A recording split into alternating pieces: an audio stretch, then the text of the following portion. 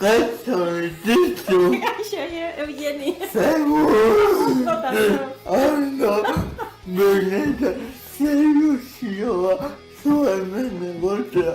Benetan. Eskertzen dizut. Komentatu duzu ni txikitan ikusten ezun. Ni jolasten ari zela lubea eta beti zure aupegia buruan ukien emakume gozoa eta... Gustatzen zitzaizun, telebizten ateratzen ditzen gara. Eta baina, bakoitza beti abesti batekin irutukatzen zindola. Eta ze abestiekin? Zazpiko aizea abestiagokin. Eta kezaratzeko momentu edo temporada horretan entzuten nintzelako edo. Begira zen hotza, pertsona bat abesti bat. Hori da. Lotuta. Escritu gauza bat argi,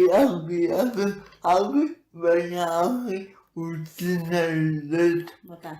Psikologa zaba, bokazio hori daukazu, eta bertsolaria ere izan zinenez, nola eta bertsolaria. Bai, zenbat gauza egin ditudan. Nik nire sensazioa da gauza pila egin ditudala, gauza pila gustatu zaizkidala, hitz aktiboa izan naizela, eta bertsotan, nik uste dut familiatik badatorrela zaletasun hori, ez? Igual hau ez dut sekula erran, baina akaso modu transgenerazional batean edo iritsi zaidalako, ez horren modu konstientean, ez? Baina nire birraitona saiburu zen, txirritaren lehengusua, eta elkarrekin maiz kantatzen zuten, nire aitzak, bere aitona ezagutu zuen, bersotan ezagutu zuen, maite zuen, eta orduan, nik uste dut hori alde batetik, ez, hor dagola. Eta bertzetik nire amak ere bere familian izan ditu bersoak jarri dituzten lehengusuak, Ameriketara joan agartzai, eta bersoak idatzita utzi dituztenak, bersotan aritzen zirenak. Badakin nire aitaren partetik saibururen alaba nire Amona Juanita, bai, badakit bersoak, batean ez dakit, baina bersoak kantatzen zitula. Orduan hor badago nik uste familiako zerbait, ez? Belaunaldiz belaunaldi modu erreka, lurrazpiko erreka bat bezala iritsi dela nire gana, ez? Orduan horri, igual ez dut maiz aipatu, baina uste dut hor dagoela. Eta gero horretaz aparte ere, ikastolan, Lesakako ikastolan, Kantirumairu ikastolan, bazegoen nitikian nintzenean horrelako sensibilidade berezi bat, bersoarekiko gogo berezi bat, bersoa lantzeko, eta ikastolan nik ere ikusi nuen gustatzen zitzaidala adierazteko modu hori, berso eskola ere orduntxe hasi ziren sortzen, eta gure inguruan Manuel Arozeraren eskutik eta Bittor Elizagoienen eskutik indar berezi hartu zuten, eta olatu hortan sartu nintzen, da horrelaxe hasi nintzen. Ikastola eta berso eskolaren laguntzarekin eta familiako olatu horrekin, ez? Donostien bizitzea, baina sentitu eta hangoa zara Lesakakoa, alabia. Bai, ni Lesakarra naiz, erraten dut Lesakarra naizela, eta bai, hori da odolean daramadan zerbait, ez? Nik uste, baina Donostiarekin lotura berezia dut gero eta handiagoa. Handiz dira, hemen bizi naizela. Orduan nire alaba ere hemen bizi da, hemengoa da. Lesakarra ere badu, baina berak erraten du Donostiarra dela. Orduan, Donostia maite dut eta gustatzen zait eta gustura bizi naiz hemen. Hala ere egia da, Lesakarrako joera handia dugula, gainera nire alabaren aita ere Lesakarra da. Orduan, handugu familia handia, handugu laguna arte gertukoena, orduan, bai, ni Lesakarra naiz. Zergatik psikologia ez ditu? zergatik ez nuke jakinen erratu, ez dakit zergatik. Ez dakit, orain apasionatzen nauena da, bereziki psikologia perinatala, edo haurdunaldi erditze eta erdi ondoko garai hortako psikologia. Lehenengo bat ere egin da daukazu. Bai, erditzearen inguruko testigantzekin osatutako liburu bat, bai. Eta bertze ideia 1000 ere buruan, horren inguruan. Eta uste dut, orain behintzat psikologiak karagarri erakartzen hau alde hortatik, ez? Hasieratik, pertsona baten sorreratik, nola egin dezakegun prebentzio lan bat, nola aitortu dezakegun hor prozesu psikologiko bat dagoela, bai haurdunaldian bertan, bai erditzean, bai erdi ondoan, ume horren garuna eraikitzeko oinarria jartzen dituna, ez? Eta nola ez den ikusten, ez sistemak, ez du ikusten osasun sistemak, ez gizarteak berak, ez agitz ikuspegi medikoa dugu haurdunaldi erditze eta erdi ondoarekiko, baina ez psikologikoa, horrematen diren aldaketa psikologiko guztiak, ikustezinak dira. Eta orduan, bereziki nago horrekin, bai, eta orduan, zergatik psikologia, pentsatzen dut, hasierara, sorrerara joan nahi dudalako. Bizitzanen sorrerara, hasierara, oinarriak jartzen diren tokira, horrekin izango lotura behar da. Nunik gatozen zergatik eta hori nahi pila gustatzen zergatik ezkoena pertsonalea, Bai, horixe. pertsonalea. Patakatu behar duzu gauza bat, mundu guztiari aspetuko nuke gauza denei zentzu bat ateratzen zergatik dena dauka zentzua, zergatik jokatzen dugu gela, zergatiko gela gauzak ez dira. Horregatik eta puntu, ez? Zerbait dago. Bai, niri hori ikaragarri. Bai, nik uste dut hori dela, ez? Portaera, zu baina eran duzu, portaera guztiak du bere azalpena. Eta ederra da saiatzea ikuspegi hori topatzen, ez? Horrek ez du erran nahi, portaera guztiek justifikazioa dutenik, ez? Baina bai azaldu dituzke, ez? Eta modu erreaktibo batean erantzun beharrean, pixka gelditu beharko genuke, tarra beharko genuke, parean dugun horrekiko. Ze gertatu denen, ze gertatzen ari denen, nondik dator zergatik du portaera hau. Gero, izan liteke justifikagarria edo ez, baina behintzat saiatu ulertzen, ez, parean duguna. Eta zer eranik ez ume txikiek. Beraien portaerak batzutan zensuratu egiten ditugu, ez ditugu onartzen euren emozioak ukatu ditugu, autoritarismo handiekin aritzen gara. Edo permisibidade izugarriarekin behar diren mugak jarri gabe, eta eska saiatuko bagina beraien parean jartzen eta ulertzen. Beraien portaerak zentzu bat duela beraientzat. Nik irako genuen liburu bat, justo Jose Antonio Marina ezagutuko zu. Nesten ditu psikologia, pedagogia eta espiritualitatea. Hiruagen honi maitemintzen dianak. Eta liburu bat irakurreta, ez zuk umeak zerbait egin behar. Egin badu, egin ez behar duena, ez zaila bronka horreta. Edo egin adibidez eskua hartu eta egin beharko lukena egin zu berarekin. Eta horrela ikasiko duzu, zer initzen duzu horren inguruan. Nik uste dut, ume txiki batek behar duena, arrazoiarekin funtzionatzen hasi aurretik, behar duena da erregulazio emozional bat.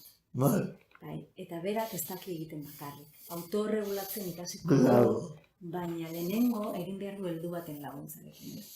Orduan nik horri emango nioke garrantzia handia. Bereziki jaio eta lehenengo 3 urtetan, baina 6 urteak artea ere, 6 urtera iritsi arte, hor dago garai emozional bat, sensorio emozionala, sentipen zentzumenekin jasotzen dute mundua, harremanak eta ulertzen dute horrela mundua, sentipenekin eta emozioekin. Orduan hor lagundu behar diegu emozio horiek eta sentitzen duten hori erregulatzen. Onartzen sentitzen duten emozioa, akaso momenturen batean portaera batzuk mugatzen, arriskutsua baldin badira edo mina sortzen badute, baina beti ulertu beraien emozio eta beraien emozioaren atzean badagola zentzu bat, badagola behar bat, eta hor, uste dut hori, lan hori ingo bagenu, beraien tokian jarri eta beraien emozio hori ulertu, hori altxor bat izango litzatekela beraien nortasuna gerorako eta momentu horretako nortasuna garatzerako orduan, izango litzatekela altxor bat beraien garunerako, beraien... Hoxe, nik ez dut gehiago erranen, erregulazio emozionala, jaiotzen den momentutik, zer behar du ume batek, hori ematen saiatu, eta gero etorriko da azalpenen garaia, bete beharren garaia, hori erosiago da, baina ez dute garuna hortarako, ez? Eta zure uste, nola dago gau egungo gustatzea enfokatu nahi duzun modua, edo errotik aurrera edo aurretik eldura. Enfokatu nahi duzun modua. Jo, ezagit, hori da, egiteke harimutur askoko gaia da, eta gauza askok eragiten dute. Baina kaso honik heldutan ereari, psikologiari, baina aipatzen dizun regulazio emozional horri helduta, nik uste dut, gure umeak, bai aurdunalitik, erditzetik, erdiondotik eta lehenengo urte horietan, hau egitea lortuko bagenu, eta egongo bagina gizarte bezala horrara bideratuta eta instituzioak ere pixkat begirada hor jarrita, zer behar dute familiek edo gurasoek, ume horien behar horiek behar bezala atenditu izateko, zer behar da emozionalki erregulatzeko ume bat. Horri bere garrantzia emango bagenio, ume horiek gero bertze pertsona heldu mota bat izango lirateke. Eta orduan horrela aldatu, iraultza, ikusten dut iraultza gizartea eta orain ditugun hauek violentzia eta gizarte injusto honen oinarria aldatuko genukela, haurtzarorako begirada eta babesa aldatuko bagenu. Horretarako noski bizitza jarri behar da erdigunean. Gurasoen bizitza, pertsona guztien bizitza, bizitzari eman importantzia, ez? Erdigunean jarriko bagenu bizitza, umeekiko begirada ere aldatuko litzateke, eta behin umeekiko begirada aldatzen baldin bada, haurdunekiko, erditzen ari diren emakumeekiko eta ume txikiekiko begirada aldatuko bagenu, uste dut gizarte aldatuko litzatekeela. Horixe ez da horren zaila. Ez da zaila, zuk esan duzu, bakarrik edakita nortasun puntu bat egotea edo gogoa bai, Claro, nik uste dut sistema patriarkal honi, sistema patriarkal kapitalista honi, zaiola gustatzen hau. Ze behar dugu helduok segitu produzitzen, lanean, ezin dugu dedikatu nahi beste umen zaintza da, ezin dugu. Behar duguna da konsumitu, lan egin, eta bizitzak, pertsonon bizitzak ez bakarrik umeen zaintza, pertsonon bizitzak gelditzen dira bigarren maila batean, ez? Hemengoan dago konsumismoa eta lana, ez? Orduan, klaro, ez zaiola komeni hori aldatzea, ze aldatuko genuke lan egiteko modua, aldatuko genuke produkzio sistema, aldatuko genuke konsumitzeko sistema, ez? Zakit guantxe burura etortzen zitzaidan, ez? Ume jaio berri bat dagoenean, hor dagon gastu, sistema kapitalistako gastu horiek, ez? Txupetearekin, biberoiarekin, garritoarekin, horiek denak umeak behar duen kontaktu gorputz, kontaktu sensorial, emozionala eman ezkero, eta hor egon ezkero, amatasun eta itasun baimenak luzatu ezkero, noski galtzen duena da sistema kapitalista, galtzen duena da produkzio sistema, orduan, klaro, ez zaio komeni sistemari hau. Baina benetako iraultza, nik uste dut sistema irauliko lukeena, nik horte sinisten dut etorriko dela, ez? Ikuspegi ekofeminista batetik. Bueno, Xaloa telebistaz tipitapako. Tipitapa telebistan hasi zinen. Aurkezlemenoa nolatan. Bai, tipitapan hasi nintzen, hoize tipitapa aldizkaria martxan zegoen gure eskualdean, eta arrakasta handia zuen, eta euskarazko komunikabide bezala lan izugarria egiten du, ez? Nire bailaran, eta momentu hartan telebista ere sortu zen, gerora desagertu dena, baina sortu zen, eta Xabier Arkizia zebilen orduan han telebista zuzentzen edo, elkarrekin ikasitakoak gara, bizilagunak ere handi bat, Xabier espali ez dut ikusi. Bizilagunak izan gara ere, bai, gure gurasoak elkarren ondoan bizi dire, orduan, laguna ginen, berso eskolan elkarrekin ibilitakoak bai. Eta orduan berak pentsatzen zuen, bersotatik eta akaso, ez ditxu, zuk akaso orkezle lanak ongin dut. Nik erradion horretzen ez nola erradion, baina seguratzen, nola akizu, ez dakit ez dut sekula egin, bera nahi bali maduzu Xabier, proba bat egingo dugu. Gustatzen baldin bazaizue, iruditzen bazaizue, egin dezaketala, ni gustola. Baina lehenengo idazu proba bat, eta proba egin genuen eta gustatu zitzaion. Niri ere bai, egia erran, eta hortxe hasi nintzen. Handeko gutxiaro ez dakizen dute, azpi, eta ben ikusi zintugu, Xabinen abatzea saioa, badakitiguan esperientzia dute, Zogenostasuna pixka inbaditu egin zuen lantaldea etzen dela ados gauza batzuk, baina hori kenduta zeboruzko esperientzia. Ni Zorginen laratzen ikaragarri gustura egon nintzen, lagunak egin dituen, lagun kuadrilla bat ginen. Enengoen ados, akaso, orain segurezki gidoilari den bat zuzendari orderen bat edo oroituko da izan gerituen gatazka batzutan. Nik momentu batzutan bai sentitu nuen, akaso adorno edo osagarri lana egiten nuela eta batzutan hori aurpegiratzen nien, baina oso gaztean itzen, bai, ez? 25, 26 urte, orduan, ikusten nuen gauza batzutan deseroso, bertzetan oso eroso. Orduan, nire tokia topatzea kostatu zitzaidan, igual momento batzutan, ez? Edo oroitzen naiz ere deserosoak ziren niretzako desfile moduko batzuk egiten genituen. Irudiarekin eta hor, baina, gaztean itzen ikustu dut emozionalki ere heldu gabe oraindik, hori ere aitortu behar zaio gaztean. Nik behintzat nire buruan ikusten dut, nire hartzen dut rekorrido bat, ibilbide bat, esperientzia batzuk, bizipen batzuk, pixka nor naizen ikusteko ere. Eta oraindik ere batzutan ez dut horren garbi, ez? Eta beti nago aldaketa permanentea, ez etengabeko aldaketa batean, orduan, nik uste dut ibilbide hura gustu handiz egin nuela, gozatu nuela ikaragarri, bertako denekin ez dut izenek aipatuko ze denekin harreman ederra inun, uste dut pantailan antzematen zela, iruditzek telebista aldetik ere apustu bat izan zela, goza batzutan asmatuko genuen bertze batzutan ez, baina inork ezin digukatu aldaketa bat ekarri zuela Euskal Telebistan honek, ez? Nik orain ikusten dudanean gure kaxa da, ikusten dudanean telebista programa hori eraten dut, guk hau ere egiten genuen lehen, eta urte handiz dira, ez diete zer kentzen, nahi dut telebista saio egiten dute, eta baina, hoxe ez, baina ikusten ditut zenbait gonbidatu ze erraz joaten diren horrara, eta horretzen naiz guk Zorginen laratzen ze zailtasunak genitun segun eta norrek hartzen, ez? Orduan, garaiak denontzat aldatu dira, dirudien, ez? Hori esan behar duzu, bukozuze esan behar duzu, eta bauta alberabekin esan nun, eta da asko aldatu da, niretzat. Bai, ere aldatu da, eta bertze goza batzuk ez hau nintzen aldatu dut ere, hori ere ala da. Eta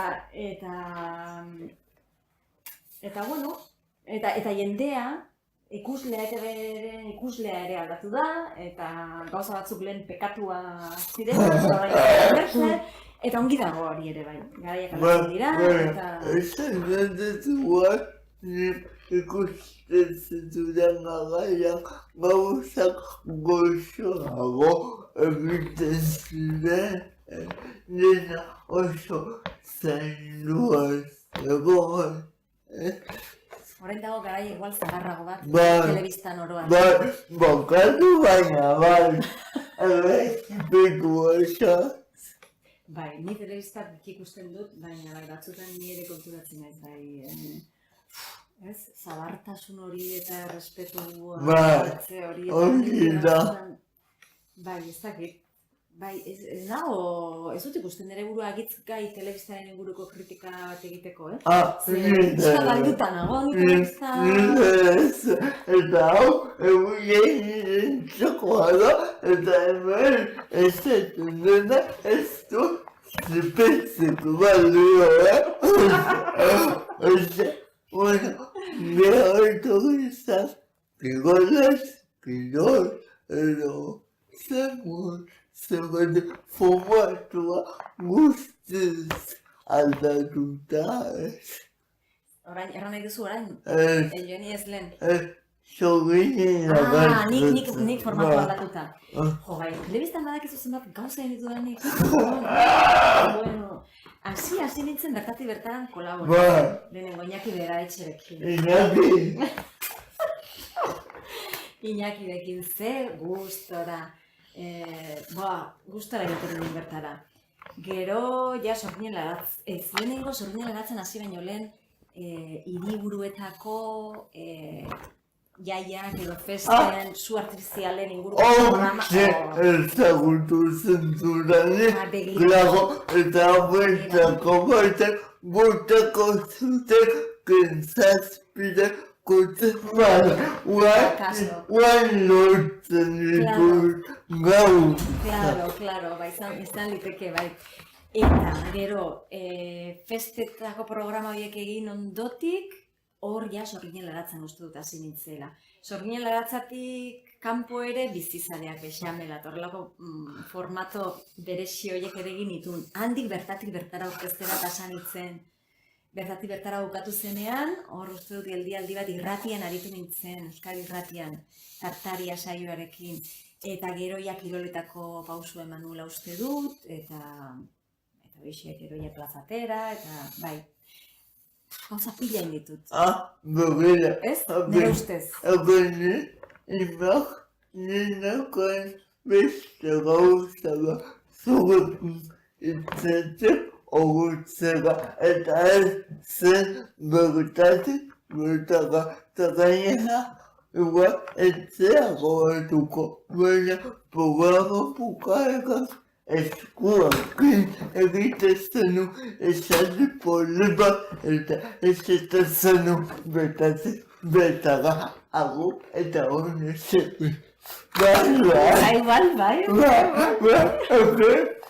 Esan duzun, asko muertaz altura eta ni esaten dudana zerbait egartira. Maiz gertu izu, estimatzen dizu. Bueno, suposatzen saio asko egin dituzula komentatu duzu, baina arratsaldero saioa.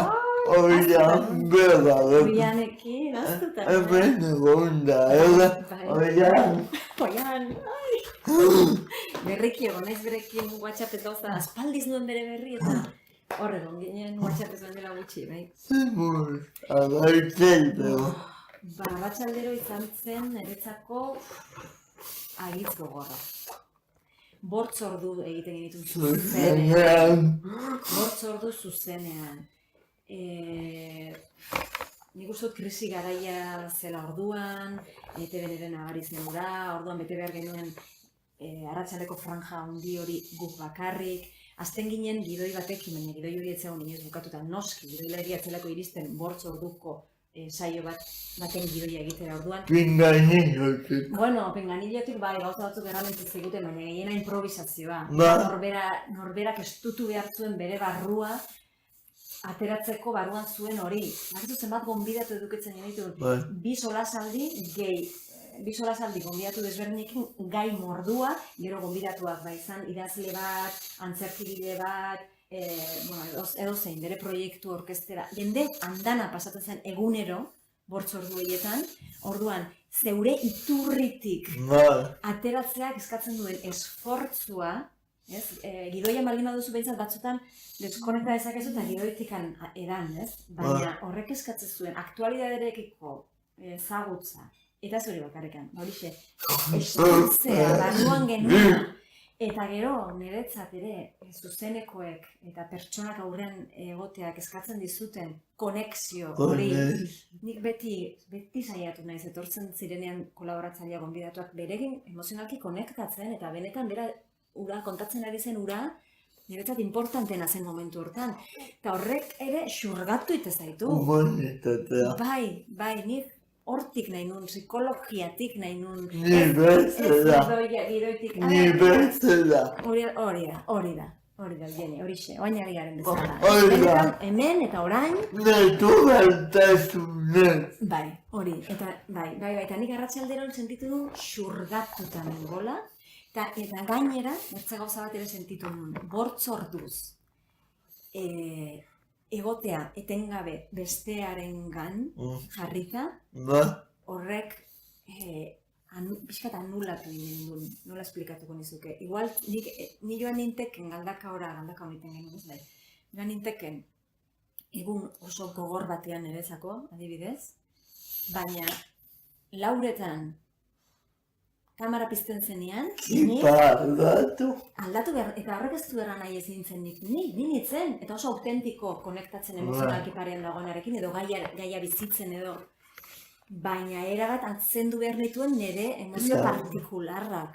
Eta hori egitea egunero ordu batez, baina gortzorduz egunero, ni bukatu nuen, eta gero, telebistak duen bertzi historio bat ere bai, ez bakarrik telebista, baina, nik hor nabaritu nuen bereziki, Oian eta Bion artean nik Oianekin oso ondo konpontzen nintzen. Hau berekin ez dut asko hitz egin, baina orain konturatzen naiz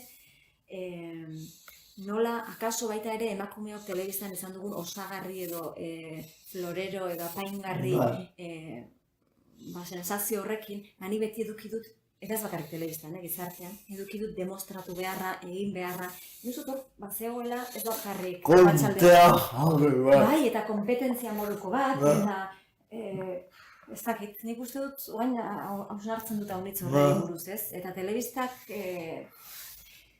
ni bai pixkat batzuta irudiarekin ere duen harreman hori, ez? Beti takoioiekin, beti makillatuta, beti zuzen. Bueno, niretzat, ordura arte ere nabaritzen hasian nintzen, baina arratsaldero izan zen bomba bat. Bortz orduko bomba bat, hori osagai horiek guztiak hor zeuden, eta bukatu zenean ninengon distantzia behar izugarriarekin. Telebistarekiko distantzia behar izugarriarekin. Eta alare aitortu nahi dut, arratsalderon zegoen jendeak iten zuela lan pila, ni bezain bertze, nik nuen, eta Oianek genuen esposizioa. Baina gure gibelkaldean zeudenak ere bortz orduko programa bat aurrera ateratzeko, hori ezin zen egin. Ez dakit nola genuen, hori ezin da egin. Egoko dira. Nik bai ez uste dut. Bueno, Oian laguna dugu biok esan behar da, eta gauza bat kontatu zugu bere ikuspuntutik. Zure ikuspuntua ezagutu nahiko nuke. Zerretatu zezerizu publizitate denbora batean. Ze pasatzen zaidan? Auskalo. Komunera jontzina. Ez? Eta flautora programa hasita. Egitan hori Eta goi. nahi zoroitzen. Hori nintzen nu. Eta nik ikusi. Ikusi nintzen. ez dugu erakutsiko, Erakutsi da, sare. baina ez ditugu aurkitu. Claro. Baina nahi dut lotu esan duzunarekin intensitate Claro. handia. Claro, ez zait harritzen hori pasatzean. Hori da. Nintza bortz ordutan, komunera korrika, Hori. gero etorri, eta claro, eta momentu batean segurazki erintzen iritsiko, eta hori egongo zenan, bueno, hain etorriko da zitzu, hor dago, pixaiten, komunian, pentsatzen dut, bai. Eta uste dut bertzerain petaka, komunera joan, eta petaka komunera hori zitzaidala, ze guain errandu zunez, Zera petaka. petaka da, mikrofonoa, Bai. lehen pilak eta jartzen, Bai. hemen jartzen dira hemen galtzaren Bai. atzetan, ez? Lehen behintzat, guain iguala. Bai. Horren petaka hori, badakit komunzulonera Bueno, zitzen gala. guk irudi batzuk babesku batu ditugu. Batez ere agaitxaldekoak, baina ez komentatu duguna, batzuk eta beste batu ikusten. Bai, ikusten.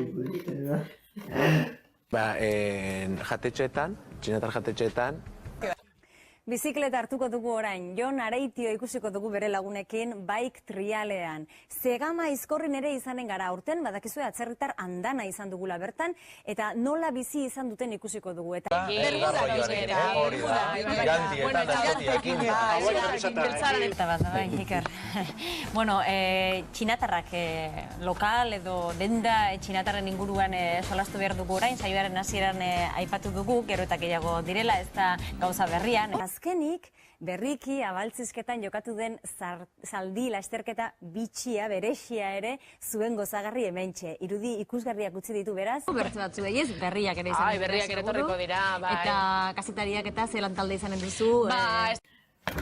Bueno, hau ikusi zaitugu aurkezten elkarrizketak egiten debatetzen eta komentatu duzu egokeria izan arren esperientzia berri bat.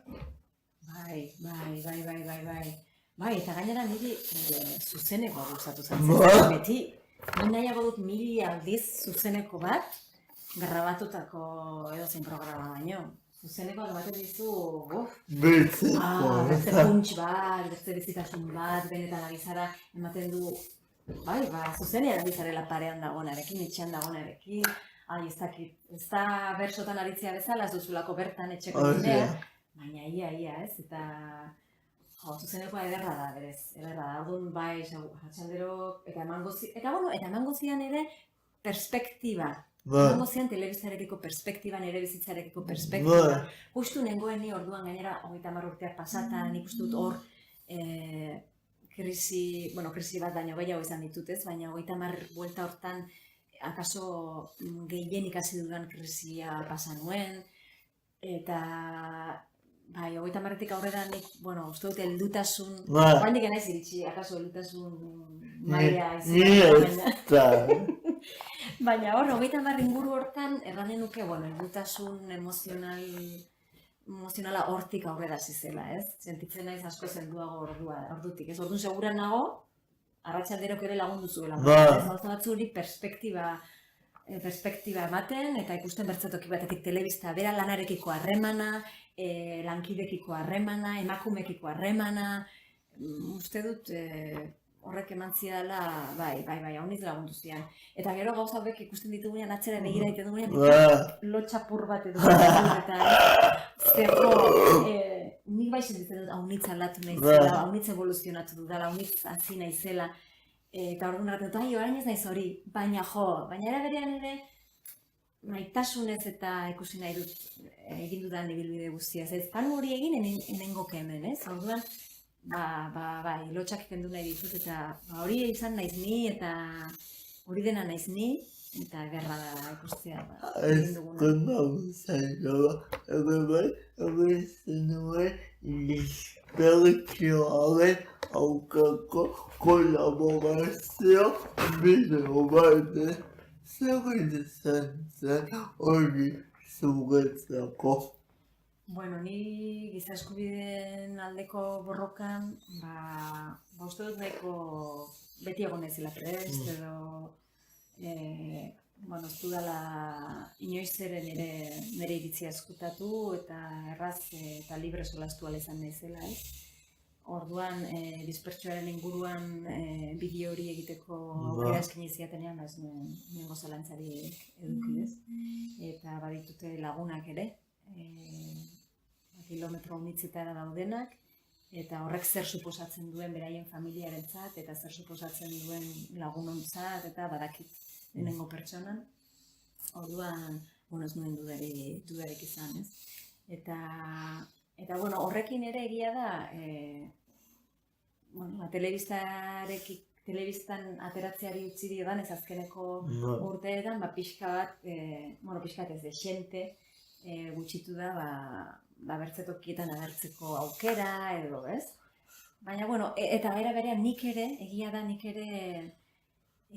telebistaren agertoki publikoa pixkat urrunago utzi dudanetik ere, nire honi ere sentitzen ez pixkat erosoago bertzetoki batean, ez? Iritzia bat ere ez diot utziko inoiz, baina egia da publikoki, ez orain azken aldian pixkat erretiratuta nabilela. Zuzeralako, zure buruan aurkitu duzulako, ez? Izan liteke. Ni orain nahiko bakean nago, ez beti, nire buruarekin. Dena den aktivismoa edo, ekintzailea edo, aktivismoa dituko nioke, ez? Saiatzen naiz zati batean, ere bizitzaren zati batean hori egon dadin, ez? Sinisten dut hortan.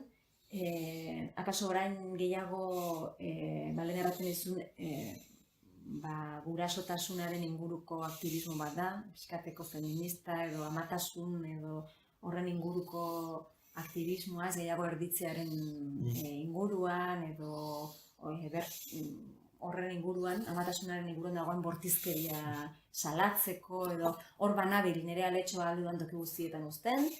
Eta, nahi dut ere agertu nire iritzia eta gustatzen zait esparru hori ere. Zein da zure gaur egungo egunerokotasuna?